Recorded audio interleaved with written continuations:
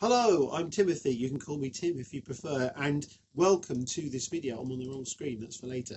Welcome to this short video about word cloud with category. This is a really exciting new feature of LessonUp in the new editor, something I've been looking forward to for a long time, and really happy to be sharing this with you right now. So what it is, we'll go to Add Slide and scroll down here, and we have word cloud with categories. Click on that, really easy to do. This is the default page, so we can change the question here if we want to.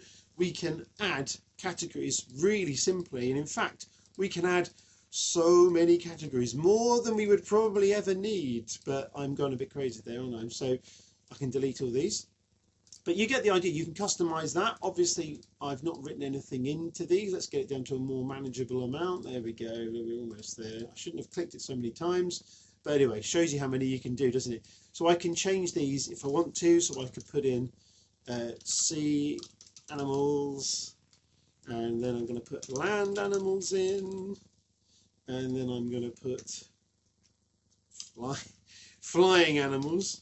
Anyway, this is a very simple example here, but we can actually then say animals. I'm just going to call it animals. There you go. So this is the default kind of layout. We can do loads of things with this though, because really nice little things we can do is if we go to the little gear button, we can actually customize the screen as well. So we can change the background. We can actually also shrink the area that we've got the categories sorted out into. So we can actually change it like that. Then you might think, oh no, okay, well I want an image here. I want to put that there. Oh no, it's all wonky now. How am I going to sort it out? If you click on this, a brilliant little trick is you just click on that and it equalizes the whole thing. So you can customize the colors, the background, put the images in. Loads of flexibility with this. You have loads of different options here as well in the side panel.